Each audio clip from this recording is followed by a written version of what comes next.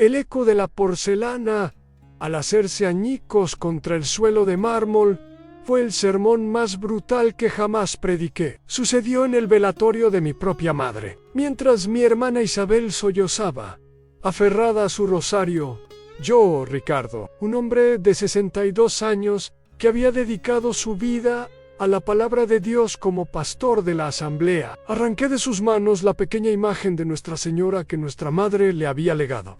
«La idolatría es una abominación», grité, con el fuego de décadas de prédicas ardiendo en mis venas, antes de estrellarla contra el suelo.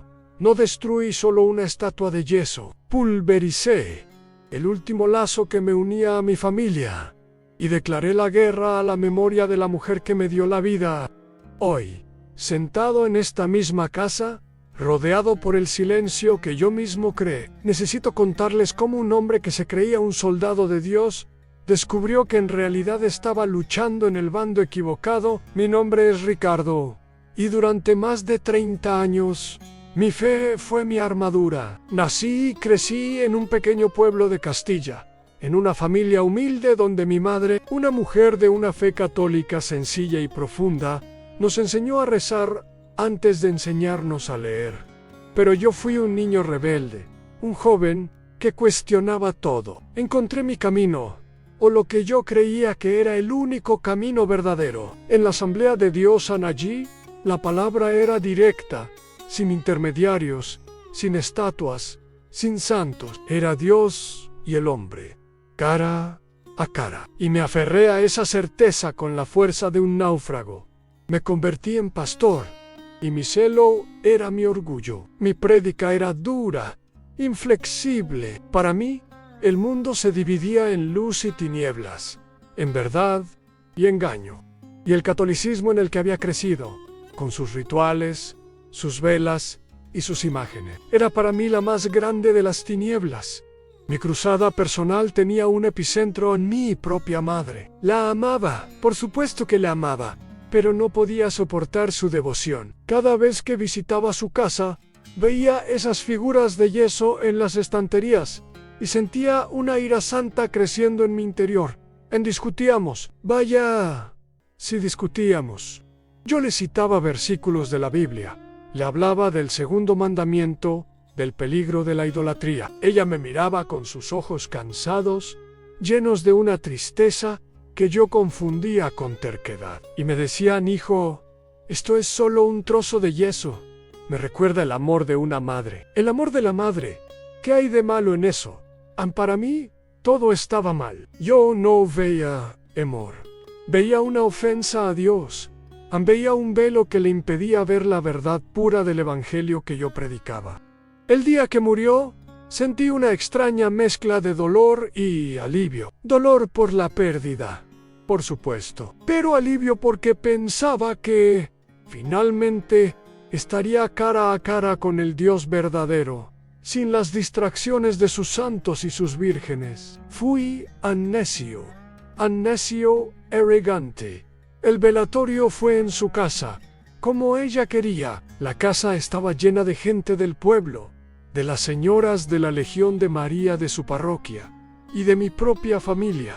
Yo me mantenía al margen, observando la escena con una distancia crítica. Veía a mi hermana Isabel, deshecha, aferrada a esa pequeña imagen de la Virgen que mamá siempre tenía en su mesilla de noche. Era una figura barata, de yeso pintado, con algún que otro desconchón. Mamá se la había regalado a Isabel hacía años, diciéndole que la cuidara cuando ella ya no estuviera. Y entonces, algo se rompió dentro de mí.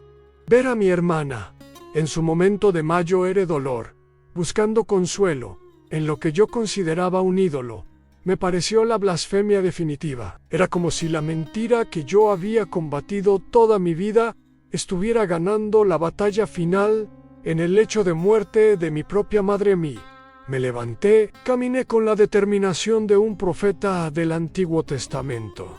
Me planté frente a Isabel. No la dije nada. Simplemente extendí la mano.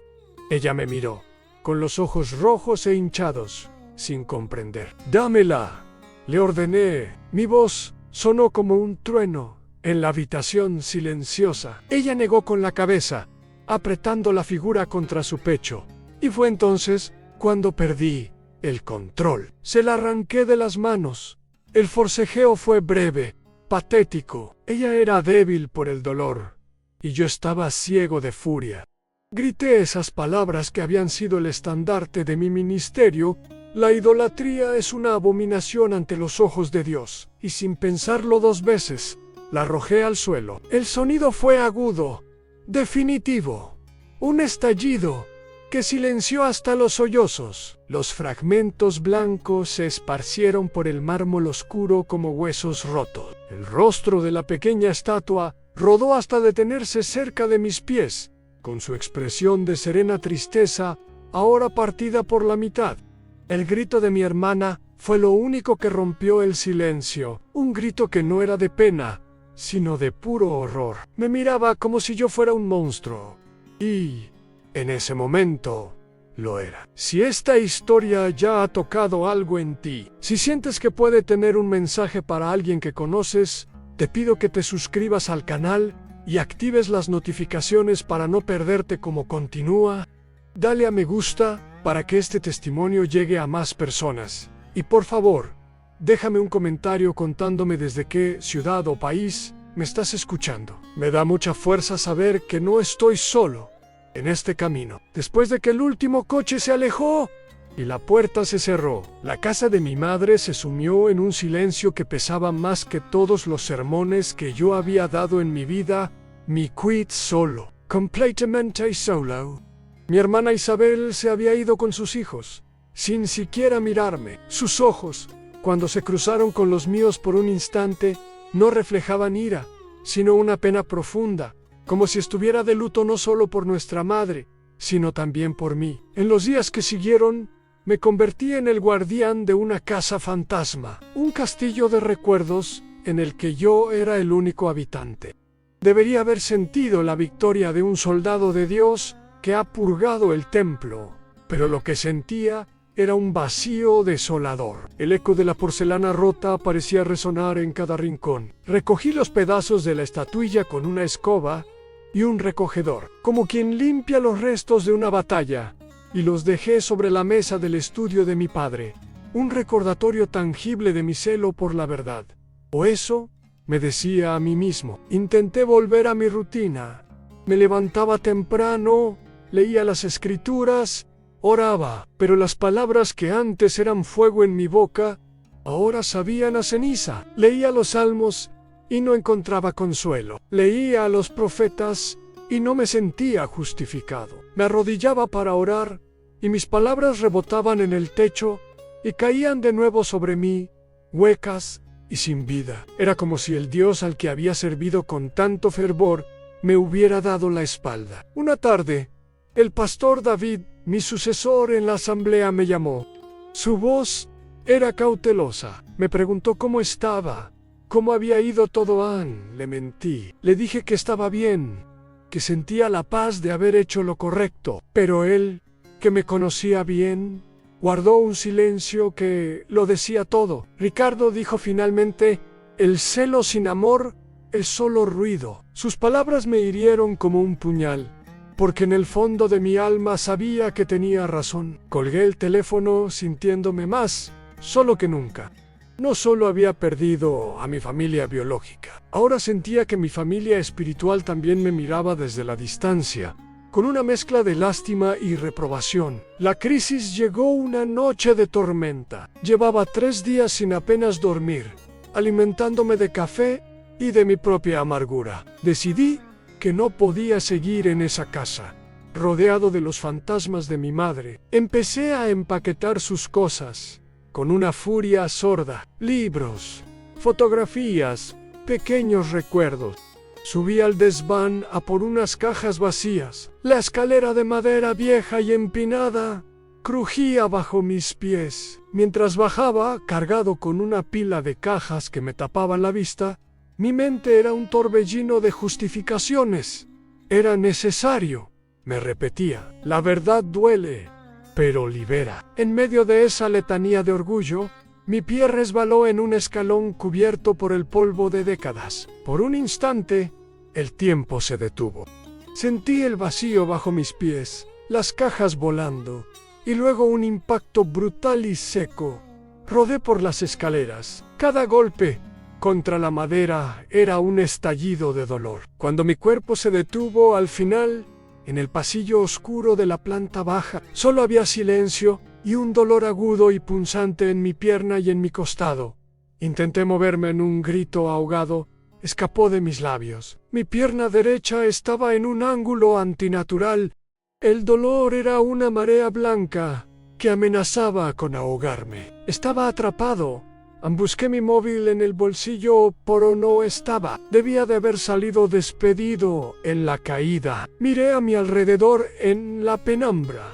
Estaba a metros del teléfono del recibidor, una distancia insalvable. Y entonces, por primera vez en mi vida de hombre adulto, sentí miedo. Un miedo animal, primitivo. Grité. Grité el nombre de mi hermana, Isabel, pero solo el eco me respondió. Grité pidiendo ayuda, pero solo el sonido de la lluvia contra las ventanas me contestó. Estaba solo, roto, en el suelo de la casa de la mujer cuya memoria había profanado. La ironía era tan cruel que casi me hizo reír. Pasaron las horas, el dolor se convirtió en un compañero constante, un pulso ardiente que me recordaba mi fragilidad.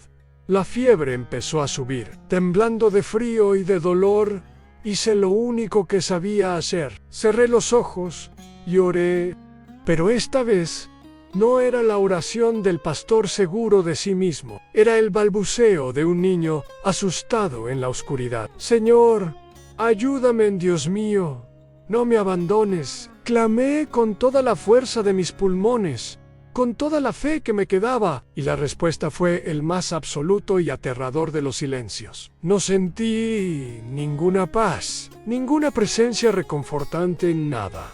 Solo el frío del suelo de mármol, el latido de mi propio dolor y un vacío inmenso en el lugar donde siempre había estado Dios. Fue en ese momento, tirado en el suelo, humillado y abandonado, cuando comprendí que mi armadura de certezas se había hecho añicos. El soldado de Dios estaba desarmado, sangrando en el campo de batalla que él mismo había creado, y por primera vez temí que iba a morir allí, solo, sin haber entendido nada. Si alguna vez te has sentido así, gritando en silencio y sintiendo que nadie te escucha, te pido por favor que le des un me gusta a este vídeo y actives la campanita, porque lo que sucedió después, en la oscuridad de aquella noche, desafía toda lógica, y es la razón por la que hoy estoy aquí, contándote mi historia. El tiempo se disolvió en un ciclo de dolor y lucidez febril. A ratos, me hundía en un duermevela lleno de pesadillas. A ratos, la agonía me devolvía a la cruda realidad del suelo frío y mi pierna rota. El sabor a polvo y a sangre seca en mi boca era el único sacramento que recibía. Mis oraciones se habían agotado. Ya no pedía ayuda, ni siquiera misericordia. Simplemente yacía allí, esperando el final, convencido de que Dios me había juzgado y encontrado falto. Mi celo, mi vida entera dedicada a predicar su palabra, no había sido más que el eco de mi propio orgullo en una catedral vacía. La oscuridad del pasillo no era solo ausencia de luz, era una presencia, una entidad que me envolvía, pesada y fría como una mortaja. Y en esa negrura absoluta, cuando ya no esperaba nada, algo cambió. No fue un sonido, no fue un movimiento, fue un cambio en la calidad de la propia oscuridad. Empezó como un punto diminuto, casi imperceptible, en el extremo del pasillo, cerca del estudio de mi padre. Al principio pensé que era la fiebre, una alucinación producto del dolor y la deshidratación. Cerré los ojos con fuerza, deseando que desapareciera, pero al abrirlos, la luz seguía allí y estaba creciendo. No era una luz eléctrica, amarilla y dura. Era un resplandor lechoso, suave, que no proyectaba sombras, sino que parecía absorber la oscuridad a su alrededor.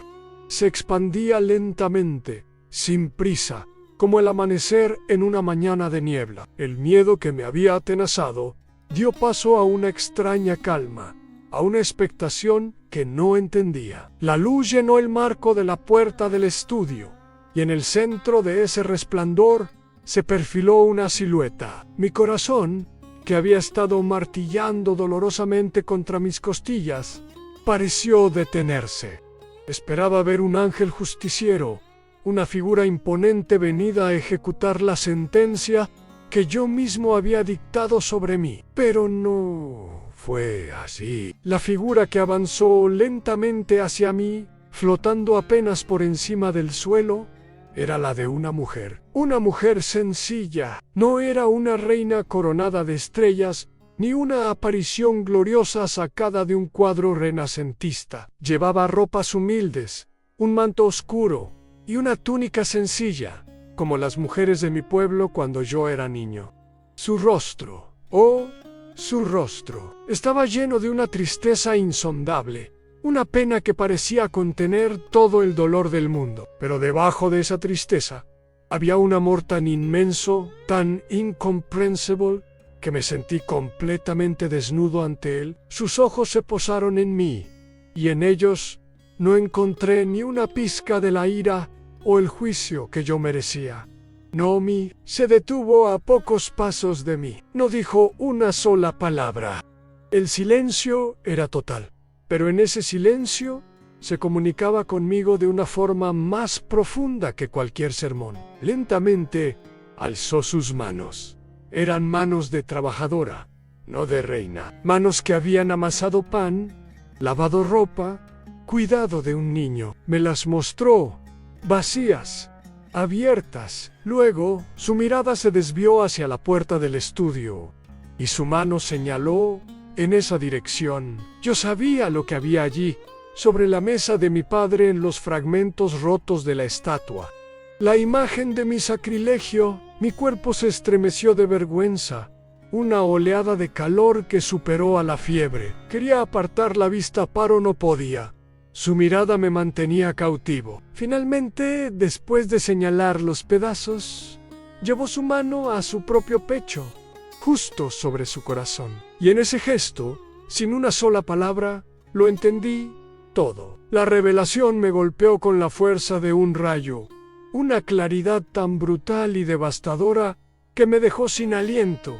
Ella no me estaba diciendo, has roto mi imagen. Me estaba diciendo, has roto el corazón de una madre. Me estaba mostrando que mi acto de orgullo farisaico no había sido un ataque contra un ídolo de yeso, sino una herida infligida al amor más puro y sencillo. Al destrozar esa pequeña figura, yo había despreciado el recuerdo de mi propia madre. Había destrozado el corazón de mi hermana y, en última instancia, había pulverizado mi propia capacidad de amar. El Dios al que yo predicaba, un Dios de reglas y juicios, se desvaneció, y en su lugar apareció la verdad en que la fe que no se traduce en amor es el más hueco de los metales. El soldado de Dios no había luchado contra la idolatría, había luchado contra la ternura, contra la misericordia, contra el mismo corazón de Dios que él pretendía defender. La visión se desvaneció tan suavemente como había llegado, dejándome de nuevo en la penumbra del pasillo. Pero la oscuridad ya no era la misma. El frío seguía allí. El dolor en mi pierna era insoportable, pero el vacío en mi alma había sido llenado por una emoción abrumadora. A la vergüenza me derrumbé. No físicamente, pues ya estaba en el suelo, sino espiritualmente. Un sollozo brotó de lo más profundo de mi ser, un gemido animal, desgarrador. Lloré como no había llorado desde que era un niño. Lloré por mi madre, por mi hermana, por las décadas de ceguera y arrogancia. Lloré por el hombre que había sido y por el monstruo en que me había convertido. Pero en medio de ese torrente de lágrimas, por primera vez, no me sentí solo. No sentí el fuego del juicio que había esperado, sino el abrazo de una misericordia que no merecía. Una compasión que me envolvía como el resplandor que acababa de presenciar. Y mientras lloraba, con el rostro pegado al mármol frío, escuché un sonido que me devolvió a la realidad, el ruido de una llave girando en la cerradura de la puerta. Principal, la puerta se abrió, y una voz, rota por la preocupación, me llamó por mi nombre. Era Isabel. Si alguna vez te has sentido perdido, en la más profunda oscuridad, solo para encontrar una luz en el lugar más inesperado, dale un me gusta a este video y activa la campanita de notificaciones, porque lo que te voy a contar a continuación es cómo esa luz empezó a guiar mis pasos para salir del abismo que yo mismo había cavado. La voz de Isabel fue lo primero que atravesó el velo del dolor. Luego, los paramédicos, las luces intermitentes, el viaje en la ambulancia donde cada bache era una nueva crucifixión. Despert en un hospital, con la pierna derecha envuelta en una escayola monumental y un dolor sordo en las costillas que me recordaba mi estupidez con cada respiración. Isabel estaba a mi lado, con el rostro surcado por el cansancio y la preocupación. No había reproche en su mirada, solo una pena infinita que me dolía más que los huesos rotos. El médico habló de delirio febril, de un posible golpe en la cabeza que podría causar alucinaciones vívidas. Y yo me aferré a esas palabras como un náufrago a una tabla. Era la explicación perfecta a lógica racional. Una alucinación, producto del trauma, la fiebre y la culpa que sin duda anidaba en mi subconsciente. Mi mente, entrenada durante 30 años para diseccionar la fe y descartar el sentimentalismo, se puso a trabajar para construir un muro de escepticismo alrededor de la experiencia. La luz, la figura, la tristeza en sus ojos, todo era una creación de mi cerebro febril, una proyección de mi propia vergüenza por el acto cometido en el velatorio. Me repetí a mí mismo que era una coincidencia que mi hermana llegara justo en ese momento. Había vuelto a casa por unas fotografías de mamá y me encontró simple, lógico, cualquier cosa menos un milagro. Pero la lógica es un consuelo frágil cuando el alma ha sido tocada por algo que la razón no puede medir. Durante mi convalecencia en el hospital y luego en mi propia casa, porque era incapaz de volver a la de mi madre, el recuerdo de aquella visión no se desvanecía. Al contrario, se hacía más nítido. Empecé a tener sueños. No eran pesadillas, no eran visiones gloriosas, eran susurros visuales, fragmentos de una realidad que se negaba a ser olvidada. Soñaba con unas manos sencillas, de trabajadora, que se me ofrecían. Soñaba con unos ojos llenos de una tristeza que lo abarcaba todo. Y sobre todo, soñaba con el sonido de la porcelana haciéndose añicos, una y otra vez. Un eco que me despertaba con el corazón desbocado y un sudor frío recorriendo mi espalda. Durante el día, la vergüenza era mi compañera constante. Cada recuerdo de mi pasado era una nueva espina en mi conciencia. Recordaba haberme burlado del rosario de mi madre, llamándolo el ábaco de los supersticiosos. Recordaba haberle dicho, con la arrogancia del que se cree poseedor de la única verdad, que sus muñecos de barro no la salvarían. Recordaba la mirada herida de mi hermana, cuando le dije que su devoción era un insulto a la inteligencia y a Dios, cada una de esas palabras, que en su día pronuncié con orgullo de profeta, ahora volvían para quemarme los labios. El soldado de Dios se veía a sí mismo como lo que eran un matón espiritual, un vándalo que había confundido la fe con la crueldad. La batalla dentro de mí era feroz. Mi cabeza, mi formación, mi orgullo de pastor, todo gritaba, fue una alucinación. No cedas a la superstición. Pero mi corazón, ese órgano que yo había intentado someter a la tiranía de la doctrina, susurraba una verdad diferente, una verdad que había sentido en la presencia de aquella mujer en el pasillo. Me sentía partido en dos, atrapado entre el hombre que había sido y el hombre que estaba empezando a ser. Si alguna vez te has sentido así, atrapado en una batalla dentro de tu propia alma, entre lo que crees que sabes y lo que tu corazón te dice que es verdad, te pido que le des un me gusta a este vídeo y actives la campanita, porque es en esa encrucijada donde a menudo comienza el verdadero camino.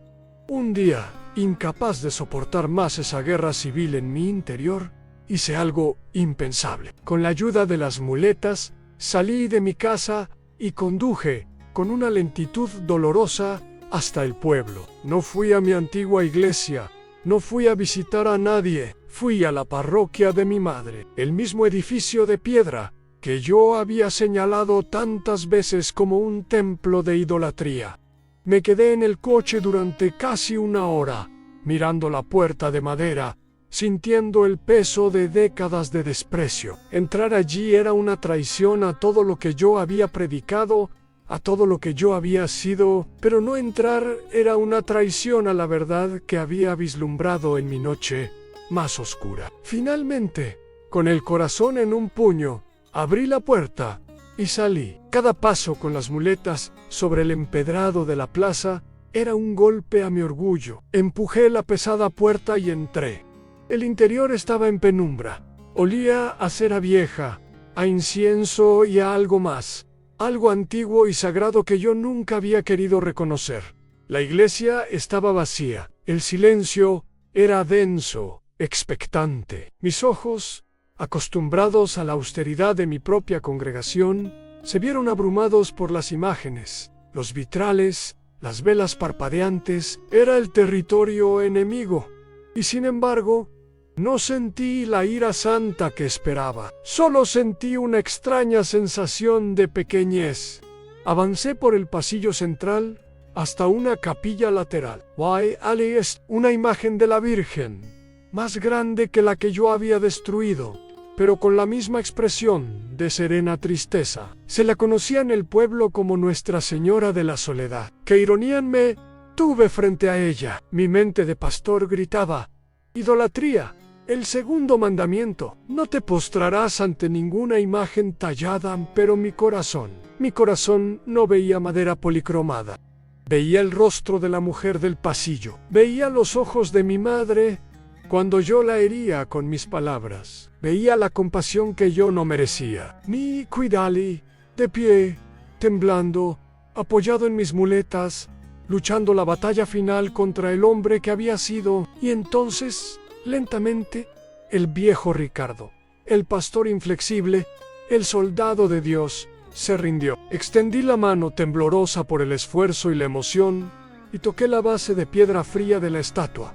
No hubo rayos ni truenos, no hubo una voz del cielo, solo el contacto de mi piel con la piedra fría. Y en ese simple gesto, en esa rendición silenciosa, el muro de mi orgullo se derrumbó por completo.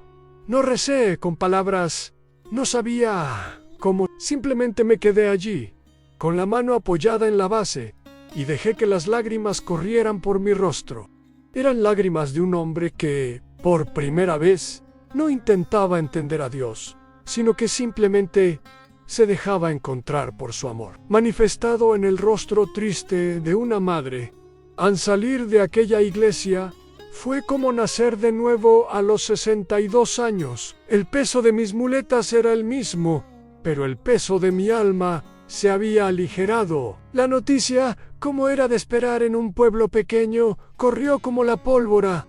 El expáster Ricardo, el que predicaba fuego y azufre contra los ídolos católicos, había sido visto en la parroquia, llorando frente a la imagen de la Virgen. Las versiones eran tan variadas como grotescas. Algunos decían que la enfermedad me había reblandecido el cerebro. Mis antiguos hermanos de la asamblea, con el pastor David a la cabeza, vinieron a visitarme, con sus Biblias abiertas y sus rostros llenos de una compasión que olía a lástima.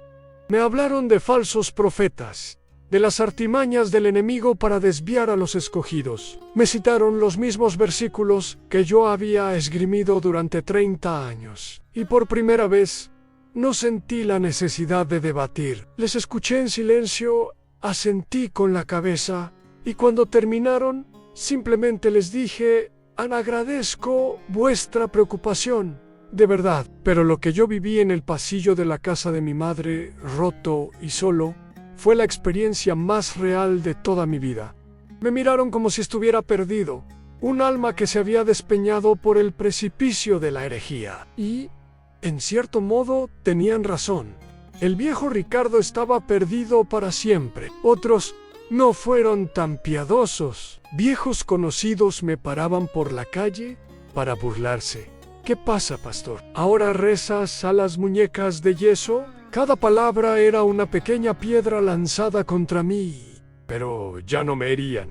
Mi armadura de orgullo se había deshecho, y en su lugar había una vulnerabilidad que, sorprendentemente, no me hacía más débil, sino más humano. Mi hermana Isabel fue mi ancla. Cuando le conté, con palabras torpes y entrecortadas, lo que había visto aquella noche, no me juzgó, no me llamó loco. Simplemente tomó mi mano y lloró conmigo. Empecé a acompañar la misa los domingos. Me sentaba en el último banco, cojeando con mi muleta, sintiéndome un extraño en Tierra Santa.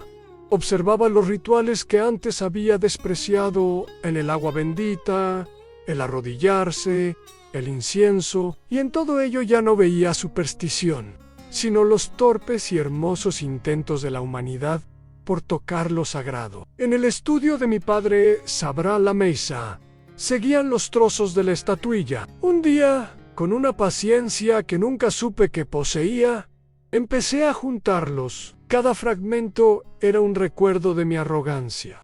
Compré un pegamento especial y con manos temblorosas comencé la reconstrucción. No era un trabajo de restauración, era un acto de contrición. Cada pieza que encajaba era como si un pedazo de mi propio corazón roto volviera a su sitio. Cuando terminé, la pequeña imagen estaba entera de nuevo, pero surcada por finas líneas que delataban su fractura. En lugar de ocultarlas, compré un poco de polvo de oro y, mezclándolo con barniz, repasé cada una de las cicatrices.